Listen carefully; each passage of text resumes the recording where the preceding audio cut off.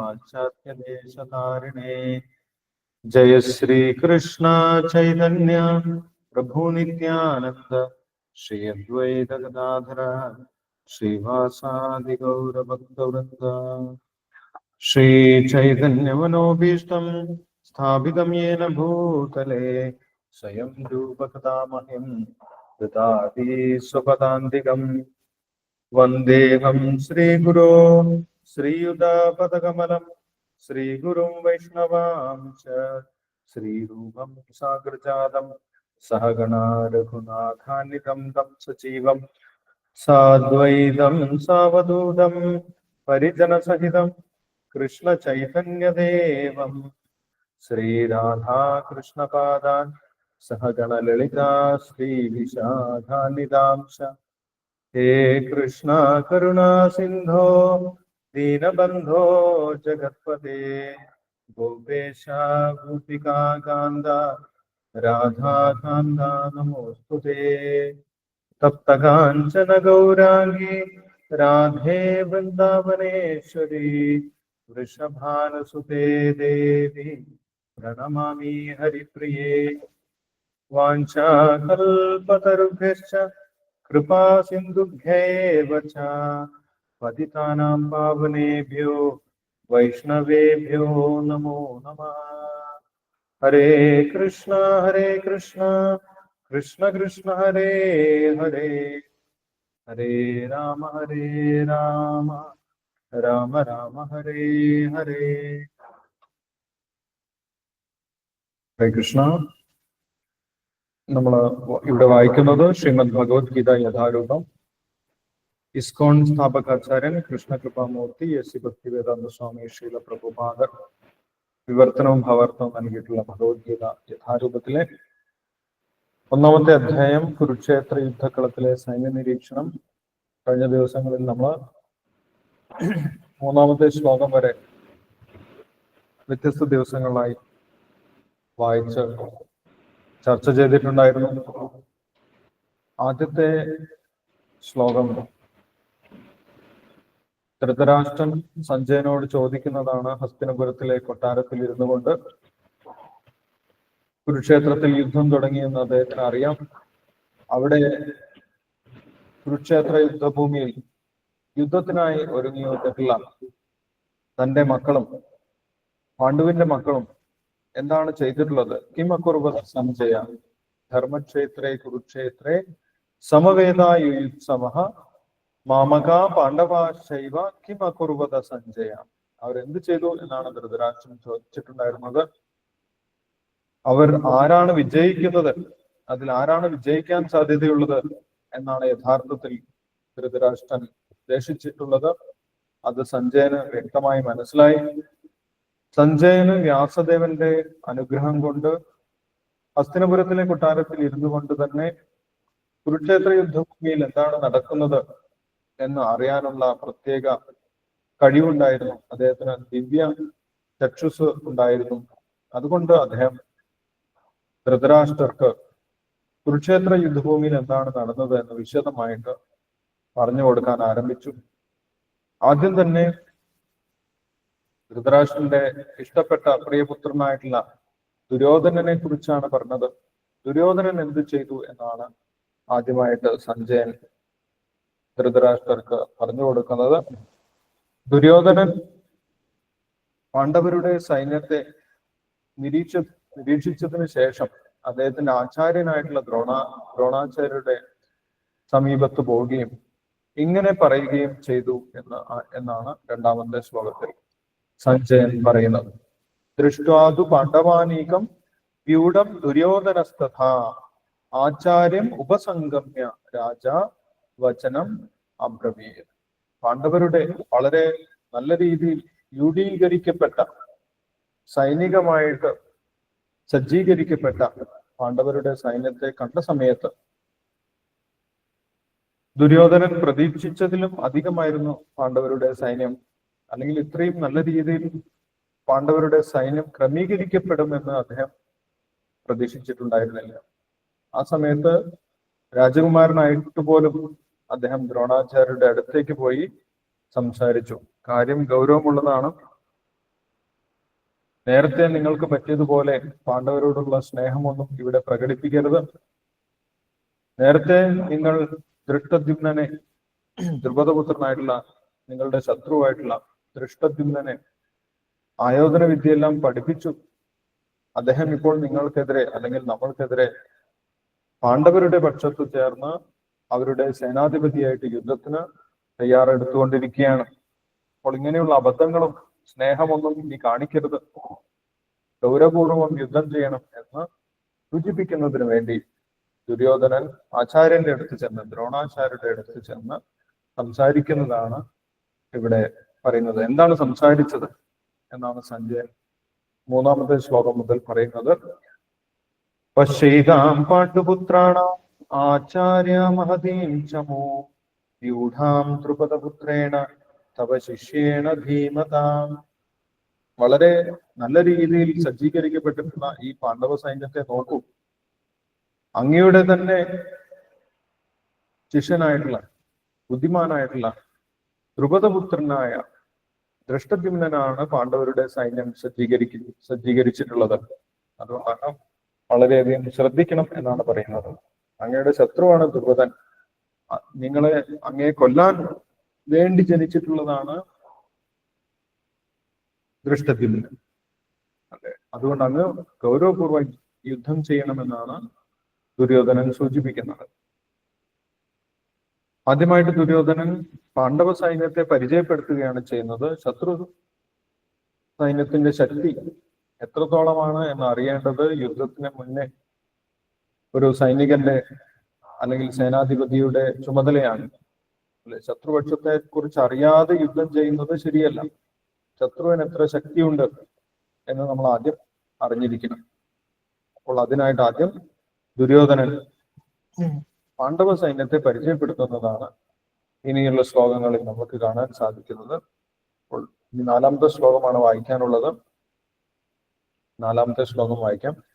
അത്ര ശൂരാ മഹേശ്വാസ ഭീമാർജുന സമായുധി യുയുധാനോ വിരാടശ്ച ദ്രുപദശ്ച മഹാരഥഃ.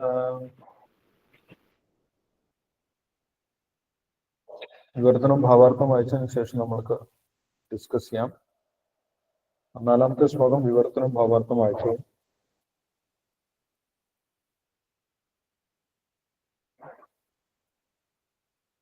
ആരാണ് വായിക്കുന്നത്? ഹരേ കൃഷ്ണ പ്രഭുജി വായിക്കാം. ഉഷാകുമാരി വായിച്ചു. ഹരേ കൃഷ്ണ.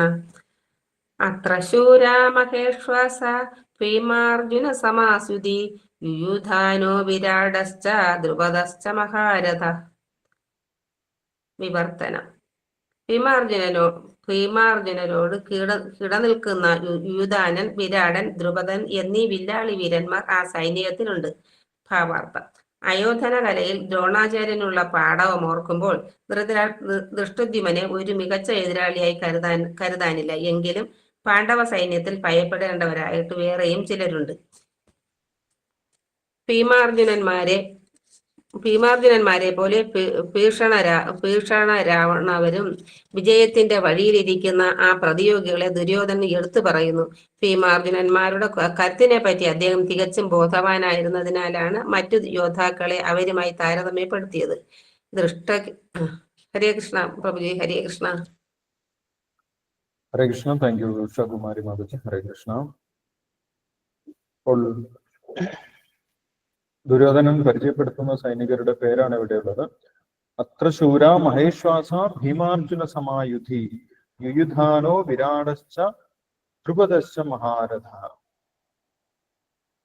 ആരൊക്കെയാണ് പറയുന്നത്? അവിടെ അത്ര എന്ന് പറഞ്ഞു കഴിഞ്ഞാൽ ഇവിടെ എന്നാണ് അർത്ഥം. സംസ്കൃതത്തിൽ അത്ര എന്ന് പറഞ്ഞു കഴിഞ്ഞാൽ ഇവിടെ, ഇവിടെ, ഇവിടെ എന്ന് പറഞ്ഞു കഴിഞ്ഞാൽ ഈ യുദ്ധഭൂമിയിൽ അല്ല, അവര് തൊട്ടടുത്ത് തന്നെയാണ് നിൽക്കുന്നത്. അതുകൊണ്ടാണ് അത്ര എന്ന് പറഞ്ഞിട്ടുള്ളത്. അത്ര ഇവിടെ, ഇവിടെ ആരൊക്കെയാണ് വന്നിട്ടുള്ളത് എന്നാണ് ദുര്യോധനൻ പറയുന്നത്. അത്ര എന്ന് പറഞ്ഞു കഴിഞ്ഞാൽ ഇവിടെ, തത്ര എന്ന് പറഞ്ഞു കഴിഞ്ഞാൽ അവിടെ. സംസ്കൃതത്തിൽ അങ്ങനെയാണ്. തത്ര അവിടെ, അത്ര ഇവിടെ. അത്ര ശൂര, ശൂര എന്ന് പറഞ്ഞു കഴിഞ്ഞാൽ ശൂരന്മാർ. നമ്മൾ മലയാളത്തിലും പറയാറുണ്ട് ശൂരനാണ്, അല്ലെ വീരന്മാരാണ് എന്നാണ് അർത്ഥം. എല്ലാവരും വില്ലാളി വീരന്മാരാണ്. ശൂര എന്ന് പറഞ്ഞു കഴിഞ്ഞാൽ വീരന്മാരായിട്ടുള്ളവർ. മഹേശ്വാസ, മഹേശ്വാസ, മഹേശ്വാസ എന്ന് പറഞ്ഞു കഴിഞ്ഞാൽ ആയോധന കലയിൽ അമ്പെയ്ത്തിൽ പ്രാവീണ്യം നേടിയിട്ടുള്ളവരെയാണ് മഹേശ്വാസ എന്ന് പറയുന്നത്. ധനുർവിദ്യയിൽ പ്രാവീണ്യം നേടിയിട്ടുള്ള അമ്പെയ്ത്തിൽ എക്സ്പേർട്ട് ആയിട്ടുള്ള ആളുകളെയാണ് മഹേശ്വാസ എന്ന് പറയുന്നത്. അർജുനനൊക്കെ വലിയ മഹേശ്വാസൻ ആണ്, അമ്പെയ്ത്തിൽ വീരനാണ്. അപ്പൊ അതേപോലെ അർജുനനെ പോലെ, അർജുനനെയും ഭീമനെയും പോലെ ഭീമാർജുന സമായുധി എന്നാണ് പറയുന്നത്.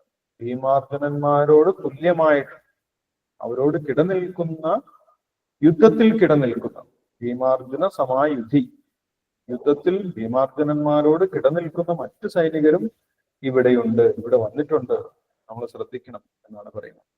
അപ്പൊ ഭീമാർജുനന്മാരോട് കമ്പയർ ചെയ്തിട്ടാണ്, താരതമ്യപ്പെടുത്തിയിട്ടാണ് ദുര്യോധനൻ പറയുന്നത്. കാരണം എന്താണ്? ഭീമാർജുനന്മാരുടെ യുദ്ധവീരത്തെ കുറിച്ച് എല്ലാവർക്കും അറിയാവുന്നതാണ്. അവർ വളരെ ഫേമസ് ആണ്. അതുകൊണ്ട് അവരെ കുറിച്ച് പ്രത്യേകം പരിചയപ്പെടുത്തേണ്ട ആവശ്യമില്ല, എല്ലാവർക്കും അറിയാം. അവരെ പോലെ തന്നെ യുദ്ധത്തിൽ എക്സ്പേർട്ട് ആയിട്ടുള്ളവരാണ്, യുദ്ധത്തിൽ പ്രാവീണ്യമുള്ളവരാണ് ഇനി പറയാൻ പോകുന്നവരും എന്നാണ് ദുര്യോധനൻ പറയുന്നത്. അവരോട് കിടനിൽക്കുന്നവരാണ്, അവരോട് തുല്യം നിൽക്കുന്നവരാണ്, ഭീമാർജുനന്മാരോട് തുല്യം നിൽക്കുന്നവരാണ് ഇനി പറയാൻ പോകുന്ന, ഞാൻ പരിചയപ്പെടുത്താൻ പോകുന്നവർ. യുദ്ധത്തിൽ അവരത്രയും പ്രഗത്ഭന്മാരാണ്. അവരെല്ലാവരും എന്താണ്? മഹാരഥന്മാരാണ്. ഭീമാർജുനന്മാർ മഹാരഥന്മാരാണ്. അതേപോലെ മറ്റുള്ള സൈനികരും പാണ്ഡവരോട് ചേർന്നിട്ടുണ്ട് മഹാരഥന്മാർ. മഹാരഥൻ എന്ന് പറയുന്നത് 2,70,000 സൈനികരോട് ഒറ്റയ്ക്ക് യുദ്ധം ചെയ്യാൻ സാധിക്കുന്ന, അവരെ ഒറ്റയ്ക്ക് നേരിടാൻ സാധിക്കുന്ന തേരാളിയെയാണ്, അല്ലെങ്കിൽ ഒരു രഥത്തിൽ ഇരുന്നു കൊണ്ട് യുദ്ധം ചെയ്യുന്ന വ്യക്തിയാണ് മഹാരഥൻ എന്ന് പറയുന്നത്. 2,70,000 സൈനികരോട് ഒറ്റയ്ക്ക് യുദ്ധം ചെയ്യാൻ സാധിക്കുന്ന വ്യക്തിയാണ് മഹാരഥൻ എന്ന് പറയുന്നത്. അപ്പോൾ ഇവരെല്ലാവരും മഹാരഥന്മാരാണ് എന്നാണ് പറയുന്നത്. അതിൽ ആരൊക്കെയാണ് പറയുന്നത്? യുയുധാനൻ, യുയുധാനന്റെ പേരാണ് ആദ്യം പറയുന്നത്. യുയുധാനോ വിരാടശ്ച ദ്രുപദശ്ച മഹാരഥ.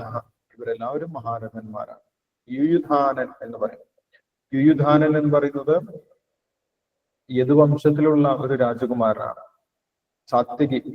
സാത്വികിയുടെ മറ്റൊരു പേരാണ് യുയുധാനൻ എന്ന് പറയുന്നത്. സാത്വികയെ നമ്മൾക്കറിയാം അല്ലെ? സാത്വികയെ പരിചയമുണ്ടോ? സാത്വികി എന്ന പേര് കേട്ടിട്ടുണ്ടോ? ശ്രീകൃഷ്ണ ഭഗവാന്റെ തേരാളി ഹരേഷ്ണ പ്രഭു. യെസ്, ഭഗവാന്റെ തേരോടിക്കാൻ സന്നദ്ധനായിട്ടുള്ള, തേരോടിച്ച് സേവനം ചെയ്യുന്ന രാജാവാണ്, രാജകുമാരനാണ് സാത്വിക എന്ന് പറയുന്നത്.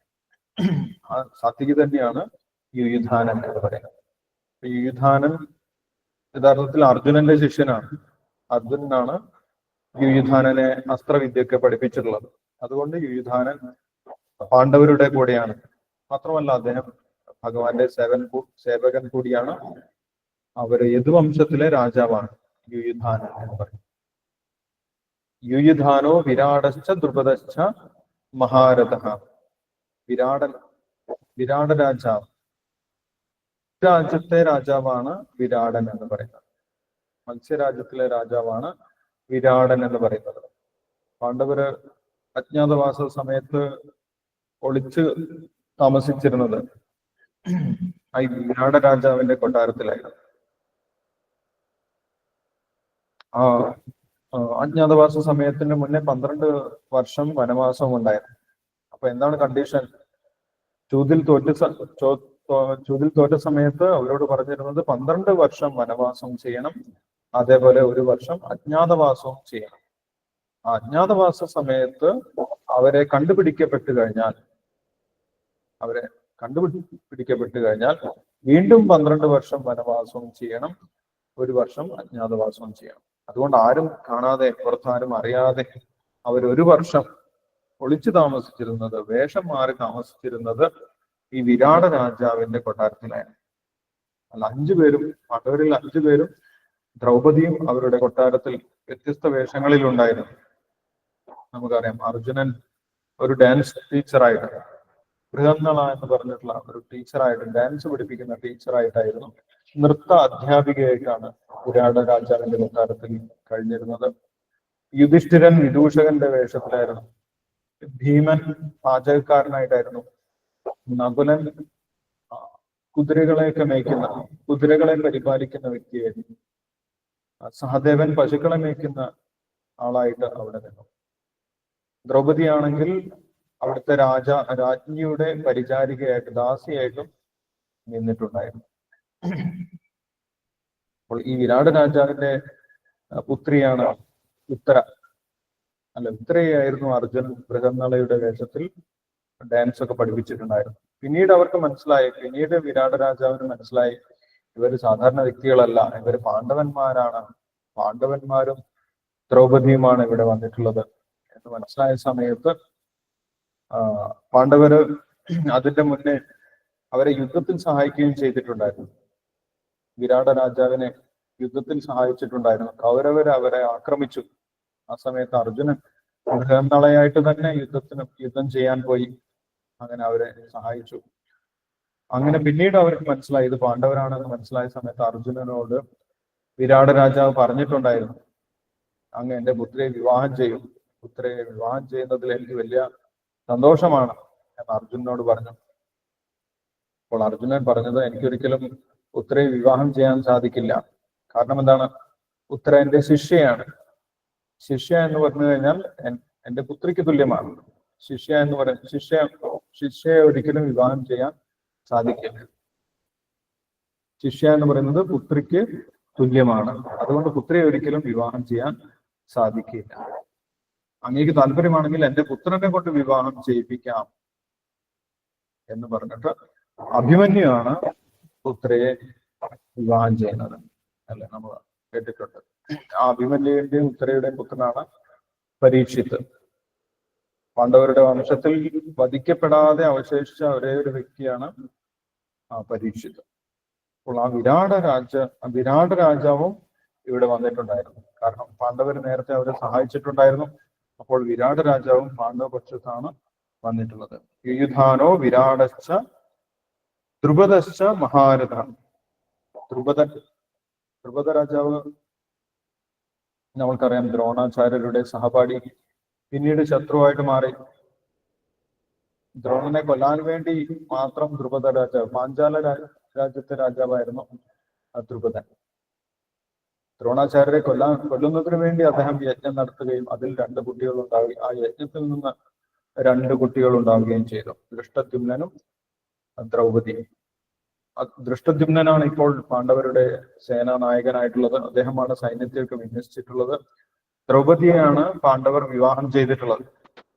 അല്ലെ, അതുകൊണ്ട് ദ്രുപദർക്കും പാണ്ഡവരുമായിട്ട് വലിയ അടുത്ത ബന്ധമാണ്. അതുകൊണ്ട് ദ്രുപദനും പാണ്ഡവരുടെ പക്ഷത്തിലാണ് യുദ്ധം ചെയ്യുന്നത്. യുയുധാനോ വിരാടശ്ച ദ്രുപദശ്ച മഹാരഥ. യുയുധാനൻ എന്ന് പറയുന്നത് സാത്വികയാണ്. സാത്വികി യദുവംശമാണ്. ഭഗവാന്റെ തന്നെ ബന്ധുവാണ്.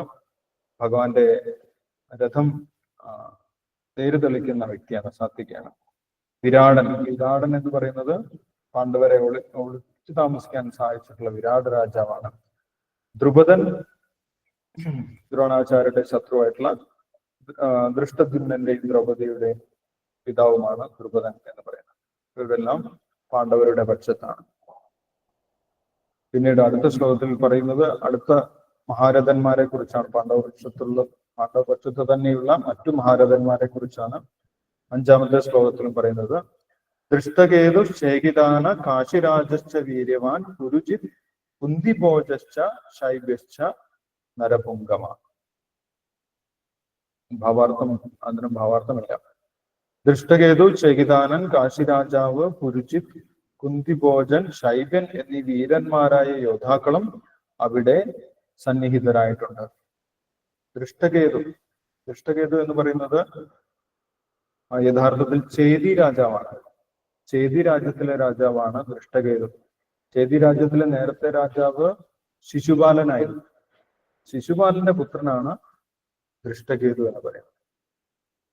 അല്ലെ, ശിശുപാലനെ വധിച്ചിട്ടുള്ളത് ഭഗവാൻ തന്നെയാണ്. രാജസൂയ യജ്ഞം നടക്കുന്ന സമയത്ത് ശിശുപാലൻ ഭഗവാനെ വളരെയധികം മോശമായിട്ട് സംസാരിച്ചു. ആ സമയത്ത് ഭഗവാൻ തന്നെ ശിശുപാലനെ വധിച്ചിട്ടുണ്ടായിരുന്നു. ശിശുപാലൻ യഥാർത്ഥത്തിൽ ജയവിജയന്മാരുടെ മൂന്നാമത്തെ ജന്മമാണ്. ശിശുപാലനും ദന്തവക്ത്രനും അവരാണ് ജയവിജയന്മാരുടെ അവതാരമായിട്ട് വന്നിട്ടുള്ളത്. ആദ്യം ഹിരണ്യാക്ഷനും ഹിരണ്യകശിപുമായിട്ട് വന്നു.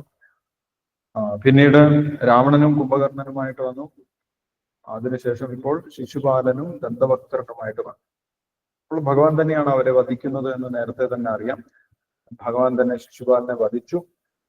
ശിശുപാലന്റെ പുത്രനാണ് ചേതി രാജാവായിട്ടുള്ള ദൃഷ്ടകേതു. ദൃഷ്ടകേതു ശിശുപാലന്റെ പുത്രനായിരുന്നെങ്കിലും അദ്ദേഹം ധർമ്മനിഷ്ഠനായിരുന്നു. അദ്ദേഹത്തിന് ഭഗവാനെ കുറിച്ച് മനസ്സിലായി. പാണ്ഡവരെ കുറിച്ചും ഭഗവാനെ കുറിച്ചും ബോധ്യപ്പെട്ടതിനെ തുടർന്ന് ദൃഷ്ടകേതു പാണ്ഡവരുടെ പക്ഷത്ത് ചേരുകയാണ് ഉണ്ടായത്. ദൃഷ്ടകേതു ചേകിതാനൻ എന്ന് പറയുന്നത് മറ്റൊരു യദുവംശ രാജാവാണ്, ഭഗവാന്റെ ബന്ധുവാണ്. യദുവംശത്തിൽ നിന്നുള്ള കാശിരാജശ്ച വീര്യവാൻ, കാശിയിലെ രാജാവാണ് കാശിരാജൻ. അദ്ദേഹത്തിന്റെ പേര് പറയുന്നില്ല, കാശിരാജൻ എന്ന് മാത്രമേ പറയുന്നു. കാശി, ഇപ്പോഴത്തെ വാരാണസി, അവിടുത്തെ ആ പ്രദേശത്തുള്ള രാജാവാണ് കാശിരാജൻ എന്ന് പറയുന്നത്. വീര്യവാൻ, ഇവരെല്ലാവരും വലിയ വീര്യവാന്മാരായിരുന്നു. പുരുജിത് കുന്തിഭോജശ്ച ശൈബ്യശ്ച നരപുംഗവ. പുരുജിത് കുന്തിഭോജൻ, പുരുജിത്തും കുന്തിഭോജനും സഹോദരന്മാരായിരുന്നു എന്നാണ് പറയുന്നത്. പുരുജിത്തും കുന്തിഭോജനും സഹോദരന്മാരാണ്. കുന്തിഭോജനാണ് കുന്തിദേവിയെ വളർത്തിയിട്ടുള്ളത്. കുന്തിദേവിയുടെ പിതാവ് ശൂരസേനനായിരുന്നു. പക്ഷെ കുന്തിദേവിയെ വളർത്തിയത് കുന്തിഭോജനാണ്. അതുകൊണ്ട് അവർക്ക് പാണ്ഡവരുമായിട്ട് ബന്ധമുണ്ട് കുന്തിഭോജന്. അതുകൊണ്ട് കുന്തിഭോജൻ പാണ്ഡവപക്ഷത്താണ് ഉണ്ടായിരുന്നത്. രണ്ടുപേരും സഹോദരന്മാരായിരുന്നു എന്നാണ് പറയുന്നത്, പുരുജിത്തും കുന്തിഭോജനും. ശൈബ്യശ്ച നരപുംഗവ, ശൈബ്യൻ എന്ന് പറഞ്ഞിട്ടുള്ള മറ്റൊരു രാജാവും പാണ്ഡവരുടെ പക്ഷത്തുണ്ടായിരുന്നു. വീണ്ടും അടുത്ത മറ്റ് ഭാരതന്മാരെ കുറിച്ച് പറയുന്നുണ്ട് 6ാമത്തെ ശ്ലോകത്തിൽ. യുധാമന്യുശ്ച വിക്രാന്ത ഉത്തമൗജാശ്ച വീര്യവാൻ സൗഭദ്രോ ദ്രൗപദേയാശ്ച സർവയേവ മഹാരഥാഃ. യുധാമന്യുശ്ച വിക്രാന്ത ഉത്തമൗജാശ്ച വീര്യവാൻ. യുധാമന്യുവും ഉത്തമൗജനും. വിക്രാന്ത എന്ന് പറയുന്നത് അവർ വളരെയധികം ആക്രമണോത്സുകരായിരുന്നു. അവർ യുദ്ധത്തിൽ വലിയ ശക്തിയുള്ളവരായിരുന്നു, പരാക്രമികളായിരുന്നു എന്നാണ് ഉദ്ദേശിക്കുന്നത്. വിക്രാന്ത അതൊരു പേരല്ല, രാജാവിന്റെ പേരല്ല. അവർ വലിയ പരാക്രമികളായിരുന്നു എന്നാണ് സൂചിപ്പിക്കുന്നത്. യുധാമന്യുശ്ച വിക്രാന്ത ഉത്തമൗജാശ്ച വീര്യവാൻ. യുധാമന്യും ഉത്തമോജസും, ഇവര് രണ്ടാളായിരുന്നു അർജുനന്റെ തേരിന്റെ ഇടത്തും വലത്തും നിന്നിട്ടുണ്ടായിരുന്നത്. അർജുനനെ സംരക്ഷിക്കുക, അർജുനന്റെ സേഫ്റ്റിയുടെ ചുമതല ഉണ്ടായിരുന്നത് ഉത്തമോജസ്സിനും യുധാമന്യുവിനുമായിരുന്നു. പക്ഷെ പിന്നീട് ഇവരെ യുദ്ധം നടന്നതിന് ശേഷം അശ്വത്ഥാമാവാണ് ഇവരെ രാത്രി വധിക്കുന്നത്. അവരുടെ ടെന്റിൽ കയറി കിടന്നുറങ്ങുന്ന യുധാമന്യുവിനും ഉത്തമോജസ്സിനെയും വധിക്കുന്നുണ്ട്. യുധാമന്യുശ്ച വിക്രാന്ത ഉത്തമൗജാശ്ച വീര്യവാൻ സൗഭദ്രോ ദ്രൗപദേയാശ്ച സർവയേവ മഹാരഥാഃ. സൗഭദ്രോ ദ്രൗപദേയാശ്ച സർവയേവ മഹാരഥാഃ. സൗഭദ്രോ എന്ന് പറയുന്നത് സുഭദ്രയുടെ പുത്രനാണ്. സുഭദ്ര എന്ന് പറയുന്നത് ആരാണ്? സുഭദ്രയെ കുറിച്ച് ശ്രീകൃഷ്ണന്റെ സഹോദരി. ഭഗവാന്റെയും ബലരാമന്റെയും ഇളയ സഹോദരിയായിരുന്നു. വളരെ പ്രായത്തിൽ വ്യത്യാസമുണ്ട്. ഇളയ സഹോദരിയാണ് സുഭദ്ര എന്ന് പറയുന്നത്. അല്ലെ, നമ്മൾ ജഗന്നാഥപുരിയിൽ ഇരിക്കുന്നത്, ഭഗവാനോടൊപ്പം ഇരിക്കുന്നത് സുഭദ്രാദേവിയാണ്. ജഗന്നാഥ ബലദേവ സുഭദ്രാദേവി. അപ്പൊ ഭഗവാന്റെ ഇളയ സഹോദരിയാണ് സുഭദ്ര. സുഭദ്രയെ വിവാഹം ചെയ്തിട്ടുള്ളത് അർജുനൻ തന്നെയാണ്, ഭഗവാന്റെ സമ്മതത്തോടുകൂടി. ബലരാമന് സമ്മതം ഉണ്ടായിരുന്നില്ല. അതുകൊണ്ട് സുഭദ്രാദേവിയെ അർജുനൻ തട്ടിക്കൊണ്ടുവരികയാണ് ചെയ്തിട്ടുള്ളത്. സന്യാസിയുടെ വേഷത്തിൽ പോയിട്ട് കൃഷ്ണ പുസ്തകത്തിൽ പറയുന്നുണ്ട്, ശീല പ്രഭാകര കൃഷ്ണ പുസ്തകത്തിൽ ആ കഥ വിശദമായിട്ട് പറയുന്നുണ്ട്. സന്യാസിയുടെ വേഷത്തിൽ പോയി അവിടെ താമസിച്ചതിന് ശേഷം സുഭദ്രയെ അർജുനൻ അപഹരിച്ചു കൊണ്ടുവരികയാണ് ഉണ്ടായിട്ടുള്ളത്. അപ്പൊ അവരുടെ പുത്രനെയാണ്, സുഭദ്രാദേവിയുടെ പുത്രനെയാണ് സൗഭദ്രവ് എന്ന് പറയുന്നത്. സൗഭദ്രവ് അതാരാണ്? സുഭദ്രയുടെ പുത്രൻ ആരാണ്?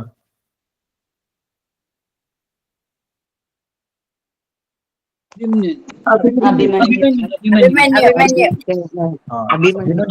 സുഭദ്രയുടെ പുത്രൻ അല്ലെ? അഭിമന്യുവാണ് സുഭദ്രയുടെ പുത്രനായിട്ടുള്ളത്. അഭിമന്യുവിനാണ് 16 വയസ്സുള്ള കുട്ടിയാണ്. 16 വയസ്സ് മാത്രമേ പ്രായമുണ്ടായിരുന്നുള്ളൂ അഭിമന്യുവിന്. ചക്രവ്യൂഹത്തിൽ പെടുത്തി വധിക്കുന്നത് അഭിമന്യുവിനെയാണ് അല്ലെ? അഭിമന്യു സുഭദ്രയുടെ ഗർഭത്തിൽ ഇരിക്കുമ്പോൾ തന്നെ അർജുനനിൽ നിന്ന് കേട്ടിട്ടുണ്ടായിരുന്നു എങ്ങനെയാണ് ചക്രവ്യൂഹത്തെ ഭേദിക്കേണ്ടത് എന്ന് അഭിമന്യു കേട്ടിട്ടുണ്ടായിരുന്നു. അതുകൊണ്ട് അദ്ദേഹം ആ ചക്രവ്യൂഹത്തെ ഭേദിച്ചുകൊണ്ട് അകത്ത് കടന്നു. പക്ഷെ എങ്ങനെയാണ് പുറത്തു കിടക്കേണ്ടത് എന്ന് അദ്ദേഹം കേട്ടിട്ടുണ്ടായിരുന്നില്ല. ആ സമയത്ത് ഗർഭത്തിലിരുന്ന് ഉറങ്ങിപ്പോയി എന്നാണ് പറയുന്നത്. അങ്ങനെ അവിടെ വെച്ചിട്ട് മഹാരഥന്മാരായിട്ടുള്ള കർണനും അതേപോലെ ദ്രോണാചാര്യരും എല്ലാവരും ചേർന്നാണ് ഈ അഭിമന്യുവിനെ വധിക്കുന്നത്.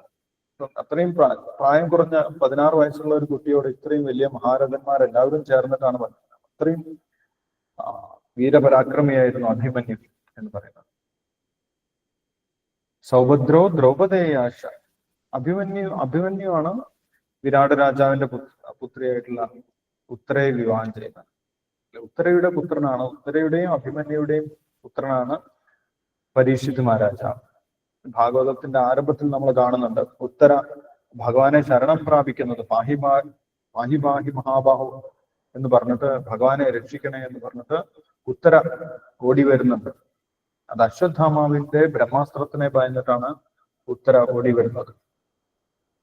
കാരണം പാണ്ഡവ വംശത്തിൽ ആകെ അവശേഷിച്ചിരുന്ന ഒരു വ്യക്തിയാണ്, അവസാനത്തെ തരിയാണ് പരീക്ഷിത് മഹാരാജാവ്.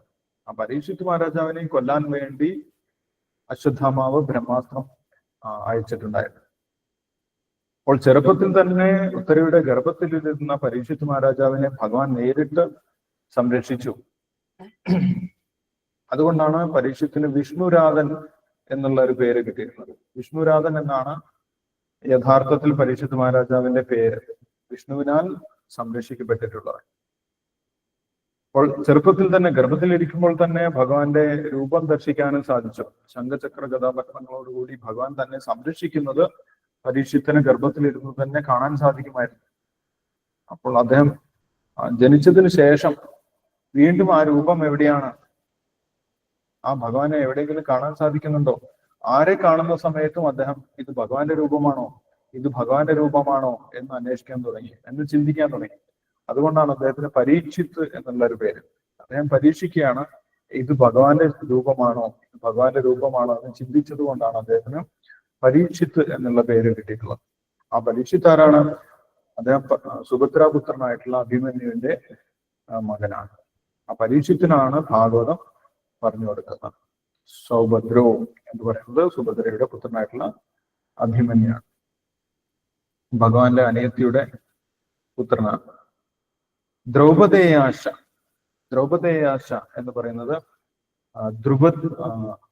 ദ്രൗപദിയുടെ മക്കളാണ്.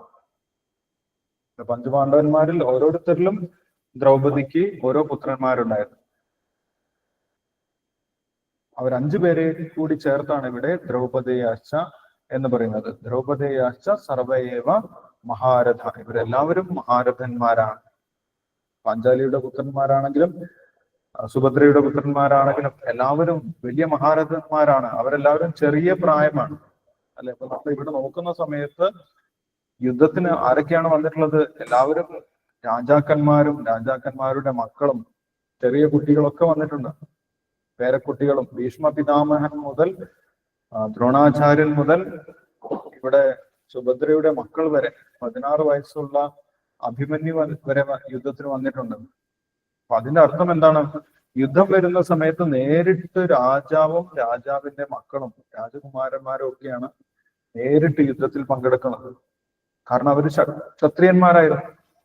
ക്ഷത്രിയന്മാർക്ക് യുദ്ധം എന്ന് പറയുന്നത് അവർ കാത്തിരിക്കുന്നതാണ്. രാജ്യത്തിന് വേണ്ടി യുദ്ധം ചെയ്യുക, അല്ലെങ്കിൽ ധർമ്മത്തിന് വേണ്ടി യുദ്ധം ചെയ്യുക എന്ന് പറയുന്നത് അവർക്ക് ഏറ്റവും ഇഷ്ടപ്പെട്ട കാര്യമാണ്. യുദ്ധം ചെയ്യാനുള്ള ആ ഒരു ധൈര്യം അവർക്കുണ്ട്. അതുകൊണ്ടാണ് അവരെ ക്ഷത്രിയൻ എന്ന് പറയുന്നത്. ഭഗവാനും ക്ഷത്രിയന്റെ ക്വാളിറ്റി ആയിട്ട് പറയുന്നുണ്ട്, യുദ്ധേ ചാപ്യ പലായനം, യുദ്ധത്തിൽ നിന്ന് ഓടിപ്പോകാതിരിക്കുന്നവനാണ് ക്ഷത്രിയൻ എന്ന് പറയുന്നത്. അപ്പൊ യുദ്ധത്തിന് നേരിട്ട് ഇവരെല്ലാവരും സന്നദ്ധരായി ഇറങ്ങിയിട്ടുണ്ടായിരുന്നു എന്ന് പറയും. കലിയുഗത്തിൽ നമ്മൾക്ക് ഇങ്ങനെയുള്ള ക്ഷത്രിയ രാജാക്കന്മാരെ കാണാൻ സാധിക്കുന്നില്ല. ഇപ്പോഴുള്ള രാജാവ് അല്ലെങ്കിൽ ഗവൺമെന്റ്, അന്ന് രാജാവാണെങ്കിൽ ഇന്ന് മന്ത്രിമാരാണ് അല്ലെ. അപ്പൊ ഇന്ന് യുദ്ധം ഉണ്ടായി കഴിഞ്ഞാൽ ആരിറങ്ങണം? നേരിട്ട് മന്ത്രിമാരും മന്ത്രിമാരുടെ മക്കളും ഒക്കെ യുദ്ധത്തിന് ഇറങ്ങണം, അവർ ക്ഷത്രിയന്മാരാണെങ്കിൽ. പക്ഷെ അവർ ക്ഷത്രിയന്മാരല്ലാത്തത് കൊണ്ട് മന്ത്രിമാരുടെ മക്കളോ ഒന്നും യുദ്ധത്തിനൊന്നും ഇറങ്ങാറില്ല. അവർ ഓഫീസിൽ ഇരുന്നിട്ട് അങ്ങനെ നിർദ്ദേശം കൊടുക്കുക മാത്രമാണ് ചെയ്യുന്നത്. പട്ടാളക്കാരെ വെച്ചിട്ടാണ്, പണമൊക്കെ കൊടുത്ത് പട്ടാളക്കാരെ വെച്ചിട്ടാണ് അവർ ഇപ്പം യുദ്ധം ചെയ്യുന്നത്. അതുകൊണ്ടാണ് ഇന്നത്തെ കാലത്ത് കലിയുഗത്തിൽ ശൂദ്രന്മാരാണ് ഭരിക്കുന്നത് എന്ന് പറയുന്നത്. യുദ്ധം ചെയ്യാൻ കഴിയാത്ത ശൂദ്രന്മാരാണ് കലിയുഗത്തിൽ രാജ്യം ഭരിക്കുന്നത്. പക്ഷെ മുൻ യുഗത്തിൽ, ഇത് ദ്വാപരയുഗത്തിൽ നടന്ന കാര്യമാണ്, നേരിട്ട് രാജാക്കന്മാരും രാജാക്കന്മാരുടെ മക്കളും അവരുടെ കുടുംബാംഗങ്ങൾ എല്ലാവരും നേരിട്ട് യുദ്ധത്തിന് മരിക്കാൻ തയ്യാറായി യുദ്ധത്തിന് ഇറങ്ങിയതായിട്ട് നമുക്ക് കാണാൻ സാധിക്കും. അതാണ് ഇവിടെ സൗഭദ്രോ ദ്രൗപദേയാശ്ച സർവ്വയേവ മഹാരഥ. അവർക്ക് എല്ലാവർക്കും യുദ്ധം ചെയ്യാനുള്ള ട്രെയിനിങ് ചെറുപ്പത്തിൽ തന്നെ കിട്ടിയിട്ടുണ്ടായിരുന്നു. രാജ്യം ഭരിക്കുന്നത് യുദ്ധം ചെയ്യാൻ സാധിക്കുന്ന, ശത്രുക്കളോട് പൊരുതാൻ സാധിക്കുന്ന രാജാക്കന്മാരാണ് നേരിട്ട്. അവർക്ക് ശത്രുവിനെ വധിക്കുന്നതിന് മറ്റാരുടെയും സഹായം ആവശ്യമില്ല. അങ്ങനെയുള്ള ഒരു രാജാവ് രാജ്യം ഭരിക്കുന്ന സമയത്ത് രാജ്യത്തിൽ അക്രമികളോ അല്ലെങ്കിൽ അങ്ങനെയുള്ള ക്രിമിനലുകൾക്കൊന്നും വളരാൻ സാധിക്കില്ല. ഇന്ന് കലിയുഗമാണ്. കലിയുഗത്തിൽ ശൂദ്രന്മാരാണ്, യുദ്ധം ചെയ്യാൻ അറിയാത്ത, അതിൽ പരിശീലനം ലഭിക്കാത്ത ശൂദ്രന്മാരാണ് കലിയുഗത്തിൽ രാജാക്കന്മാരുടെ പോസ്റ്റിൽ ഇരിക്കുന്നത്. അതുകൊണ്ടുണ്ടാവുന്ന പ്രശ്നങ്ങൾ നമ്മൾക്ക് കാണാൻ സാധിക്കും. അപ്പോൾ ഇന്നത്തെ കാലത്ത് നടക്കുന്ന ഒരു തരത്തിലുള്ള യുദ്ധമല്ല അന്ന് നടന്നിരുന്നത്. എല്ലാവരും യുദ്ധത്തിന് വേണ്ടി വന്നിട്ടുള്ളവരാണ്, ക്ഷത്രിയന്മാരാണ്. യുദ്ധം ചെയ്യണമെന്ന് തന്നെയാണ് അവർക്ക് താല്പര്യം അല്ലെ. ഇന്നത്തെ യുദ്ധം വലിയ വ്യത്യാസമുണ്ട്. രണ്ട് രാജ്യങ്ങൾ തമ്മിൽ യുദ്ധം ഉണ്ടാകുന്ന സമയത്ത് യുദ്ധത്തിനൊന്നും താല്പര്യമില്ലാത്ത വീട്ടിൽ കിടന്നുറങ്ങുന്ന ആളുകളുടെ മുകളിലൊക്കെയാണ് ബോംബൊക്കെ വർഷിക്കുന്നത്. അങ്ങനെ ഒരു യുദ്ധമല്ല ഈ കുരുക്ഷേത്ര യുദ്ധം എന്ന് പറയുന്നത്. ആരൊക്കെയാണോ യുദ്ധത്തിന് തയ്യാറായി വന്നിട്ടുള്ള ക്ഷത്രിയർ, അവർ തമ്മിൽ മാത്രമാണ് യുദ്ധം. ഈ യുദ്ധം നടക്കുമ്പോഴും പുറത്തു നാട്ടിലുള്ള ആളുകള് അതിലൊന്നും ബന്ധപ്പെടാതെ, ആ യുദ്ധത്തിനോടൊന്നും ബന്ധപ്പെടാതെ അവരവരുടെ ജീവിതം, കച്ചവടമോ കൃഷിയോ ഒക്കെ ആയിട്ട് അവരുടെ ജീവിതം നടത്തിയിരുന്നു. ഈ യുദ്ധം അവരൊരിക്കലും ബാധിച്ചിരുന്നില്ല. അവരോടൊരിക്കലും യുദ്ധം ചെയ്യാൻ ഈ ക്ഷത്രിയന്മാർ പോയിട്ടുമുണ്ടായിരുന്നില്ല. അതുകൊണ്ടാണ് ആദ്യത്തെ ശ്ലോകത്തിൽ തന്നെ പറയുന്നത് സമവേദാ യുയുത്സവ, ധർമ്മക്ഷേത്രേ കുരുക്ഷേത്രേ സമവേദാ യുയുത്സവ. യുദ്ധത്തിനായി ഉത്സുകരായി ഒന്നിച്ചുകൂടിയിട്ടുള്ള ആളുകൾ തമ്മിൽ മാത്രമാണ് യുദ്ധം നടന്നിരുന്നത്. പുറമെ നാട്ടിലുള്ള ആളുകളുമായിട്ട്, നാട്ടിലുള്ള ആളുകളെ വധിക്കുകയോ അല്ലെങ്കിൽ അവരുടെ ജീവിതത്തിൽ യാതൊരു പ്രയാസവും ഈ യുദ്ധം ഉണ്ടാക്കിയിട്ടുണ്ടായിരുന്നില്ല എന്നുള്ള കാര്യം നമ്മൾ മനസ്സിലാക്കേണ്ടതാണ്. അപ്പം ഇന്നത്തെ യുദ്ധവുമായിട്ട് നമുക്ക് ഒരിക്കലും ഈ ഒരു ധർമ്മയുദ്ധത്തെ കമ്പയർ ചെയ്യാൻ സാധിക്കില്ല. എല്ലാവരും യുദ്ധത്തിനായിട്ട് വന്നിട്ടുള്ളതാണ്. സർവ്വയേവ മഹാരഥ, എല്ലാവരും മഹാരഥന്മാരാണ്, യുദ്ധത്തിൽ എക്സ്പേർട്ട് ആയിട്ടുള്ള ആളുകളാണ് എന്ന് പറയും. അപ്പൊ സൗഭദ്രൻ എന്ന് പറയുന്നത് അഭിമന്യുവാണ്. ദ്രൗപദേയാശ്ച, ദ്രൗപദിയുടെ 5 മക്കൾ, പാണ്ഡവരുടെ 5 മക്കളാണ് ദ്രൗപദേയാശ്ച എന്ന് വിശദീകരിച്ചിട്ടുള്ളത്. പക്ഷെ ഇവരെല്ലാവരും യുദ്ധത്തിൽ കൊല്ലപ്പെട്ടില്ല. പാഞ്ചാലിയുടെ മക്കൾ യുദ്ധത്തിൽ കൊല്ലപ്പെട്ടിട്ടില്ലെങ്കിലും യുദ്ധത്തിന്റെ അവസാന ദിവസം, യുദ്ധം കഴിഞ്ഞതിന് ശേഷം രാത്രി അവര് ടെന്റിൽ കിടന്നുറങ്ങുന്ന സമയത്ത് അശ്വത്ഥാമാവ് അവരെ വന്ന് വധിക്കുകയാണ് ചെയ്തിട്ടുള്ളത്. 5 പേരും കിടന്നുറങ്ങുന്നുണ്ടായിരുന്നു. ഇരുട്ടത്ത് നോക്കിയ സമയത്ത് 5 പേരെ കണ്ട സമയത്ത് അശ്വത്ഥാമാവ് വിചാരിച്ചു ഇത് പാണ്ഡവരാണെന്ന് വിചാരിച്ച് അശ്വത്ഥാമാവ് ഇവരെ ദ്രൗപദിയുടെ 5 മക്കളെയും ദാരുണമായിട്ട് വധിക്കുകയാണ് ചെയ്തിട്ടുണ്ടായിരുന്നത്. ആ പാണ്ഡവരുടെ പുത്രന്മാരെ കുറിച്ച് ഇവിടെ പറയുന്നുണ്ട്. യുധിഷ്ഠിരന്റെ പുത്രന്റെ പേര് പ്രതിവിന്ധ്യ എന്നാണ്. പ്രതിവിന്ധ്യ യുധിഷ്ഠിരന്റെ പുത്രൻ, പാഞ്ചാലിയിൽ ഉണ്ടായിട്ടുള്ള പുത്രനാണ് പ്രതിവിന്ധ്യ. അതേപോലെ ഭീമന്റെ പുത്രനാണ് സുതസോമ. സുതസോമനാണ് ഭീമന്റെ പുത്രൻ. ശ്രുതകർമ്മനാണ് അർജുനന്റെ പുത്രൻ. ശ്രുതകർമ്മൻ അർജുനന്റെ പുത്രൻ. ശതനീകനാണ് നകുലന്റെ പുത്രൻ. ശതനീകൻ നകുലന്റെ പുത്രനും ശ്രുതസേനൻ സഹദേവന്റെ പുത്രനുമാണ്. ഈ 5 പേരെയാണ് ഇവിടെ ദ്രൗപദേയാശ്ച എന്ന് പറഞ്ഞിട്ടുള്ളത്. ദ്രൗപദിയുടെ മക്കൾ എന്ന് പറഞ്ഞിട്ടുള്ളത്. അപ്പൊ ഇത്രയും പേരെ പ്രത്യേകം ദുര്യോധനൻ ദ്രോണാചാര്യർക്ക് എടുത്ത് പരിചയപ്പെടുത്തുകയാണ് ചെയ്തിട്ടുള്ളത്. കാരണം ഇവരെല്ലാം ഇമ്പോർട്ടന്റ് ആയിട്ടുള്ള ശ്രദ്ധിക്കേണ്ട വ്യക്തികളാണ് എന്ന് പറഞ്ഞുകൊണ്ട് ദുര്യോധനൻ പ്രത്യേകം പരിചയപ്പെടുത്തും.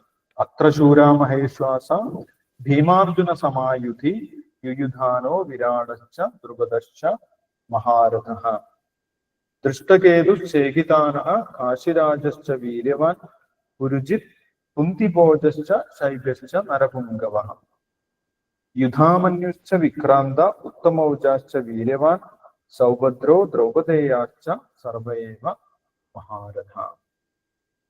പ്രത്യേകം സൈനികരെ മാത്രം, പാണ്ഡവപക്ഷത്തുള്ള പ്രത്യേക സൈനികരെ മാത്രം പരിചയപ്പെടുത്തി അതിനുശേഷം എന്റെ സൈന്യത്തെ ഞാൻ പരിചയപ്പെടുത്താം, എന്റെ സൈന്യത്തെ പരിചയപ്പെടുത്താം എന്നാണ് അടുത്ത ശ്ലോകത്തിൽ പറയുന്നത്.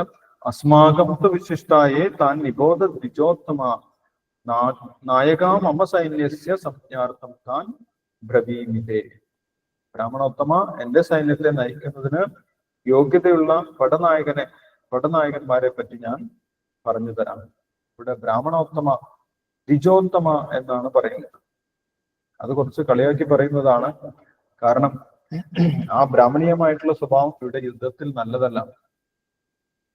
ഉത്തമ ബ്രാഹ്മണനായതുകൊണ്ടാണ് ദ്രോണാചാര്യൻ ദൃഷ്ടദ്യുമ്നൻ വിദ്യക്ക് വേണ്ടി അഭ്യർത്ഥിച്ച സമയത്ത് അദ്ദേഹത്തിന് വിദ്യ കൊടുത്തിട്ടുള്ളത്. അല്ലെ, ആ വിദ്യ സ്വീകരിക്കാൻ യോഗ്യനാണ്. അതുകൊണ്ട് തന്നെ കൊല്ലാൻ പോകുന്ന വ്യക്തിയാണ് എന്നറിഞ്ഞിട്ട് പോലും ദ്രുപദപുത്രനായിട്ടുള്ള ദൃഷ്ടദ്യുമ്നന് അദ്ദേഹം ആയോധന വിദ്യ പഠിപ്പിച്ചു. അതുകൊണ്ട് ആ ബ്രാഹ്മണീയമായിട്ടുള്ള സ്വഭാവം ഇവിടെ നല്ലതല്ല എന്ന് സൂചിപ്പിക്കാൻ വേണ്ടി കുറച്ച് പരിഹാസത്തോട് കൂടിയിട്ടാണ് ദുര്യോധനൻ ദ്വിജോത്തമ എന്ന് പറയുന്നത്. അസ്മാകം തു വിശിഷ്ടായേ താൻ നിബോധ ദ്വിജോത്തമ നായകാ മമ സൈന്യസ്യ സംജ്ഞാർത്ഥം താൻ ബ്രവീമിതേ. ബ്രാഹ്മണോത്തമ, എന്റെ സൈന്യത്തെ നയിക്കുന്നതിന് യോഗ്യതയുള്ള പടനായകന്മാരെ പറ്റി ഞാൻ പറഞ്ഞു തരാം എന്ന് പറഞ്ഞിട്ട് അടുത്ത ശ്ലോകങ്ങളിൽ കൗരവപക്ഷത്തിനെയാണ് ദുര്യോധനൻ പരിചയപ്പെടുത്തുന്നത്. അത് നമുക്ക് അടുത്ത ദിവസം നോക്കാം. ഇപ്പോൾ നമ്മൾ വായിച്ചതിൽ എന്തെങ്കിലും സംശയമുണ്ടെങ്കിൽ നമ്മൾക്ക് ഡിസ്കസ് ചെയ്യാം. അതിനുശേഷം നമുക്ക് ശ്ലോകം വായിക്കാം.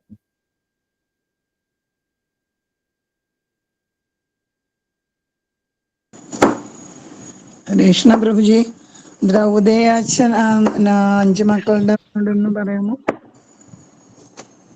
ദ്രൗപദേയാച്ഛൻ എന്ന് പറയുന്നത് ദ്രൗപദിയുടെ 5 മക്കളെയാണ്. അവരുടെ പിതാക്കന്മാരും അവരുടെ പേരുകളാണ് പറഞ്ഞിട്ടുള്ളത്. യുധിഷ്ഠിരന്റെ പുത്രനാണ് പ്രതിവിന്ധ്യ. പ്രതിവിന്ധ്യ എന്ന് പറയുന്നത് യുധിഷ്ഠിരന്റെ പുത്രനാണ്. സുതസോമ എന്ന് പറയുന്നത് ഭീമന്റെ പുത്രനാണ്. ശ്രുതകർമ്മ എന്ന് പറയുന്നത് അർജുനന്റെ പുത്രനാണ്, ശ്രുതകർമ്മൻ. നകുലന്റെ പുത്രനാണ് ശതനീക എന്ന് പറയുന്നത് നകുലന്റെ പുത്രനാണ്. അതേപോലെ സഹദേവന്റെ പുത്രനാണ് ശ്രുതസേനനാണ് സഹദേവന്റെ പുത്രൻ. ഇവരാണ് ദ്രൗപദേയശ്ച എന്നും ഇവിടെ പറഞ്ഞിട്ടുള്ളത്. Krishna Prabhu, thank you so much. Hare Krishna. Okay, അപ്പൊ അടുത്തത് കൗരവ സൈന്യത്തെ കുറിച്ചാണ് പറയുന്നത്. ദുര്യോധനന് കൗരവ സൈന്യത്തെ പറ്റിയും പാണ്ഡവ സൈന്യത്തെ പറ്റിയുമുള്ള അഭിപ്രായം എന്താണെന്ന് അടുത്ത ശ്ലോകത്തിൽ പറയുന്നുണ്ട്. ആരാണ് വിജയിക്കാൻ പോകുന്നത് എന്ന് ദുര്യോധനന്റെ പ്രതീക്ഷ എന്താണെന്ന് അടുത്ത ശ്ലോകത്തിൽ പറയുന്നുണ്ട്. അത് നമുക്ക് അടുത്ത ദിവസം നോക്കാം. അപ്പൊ നമ്മൾക്ക് ശ്ലോകം വായിക്കാം. 1-ാമത്തെ അധ്യായത്തിലെ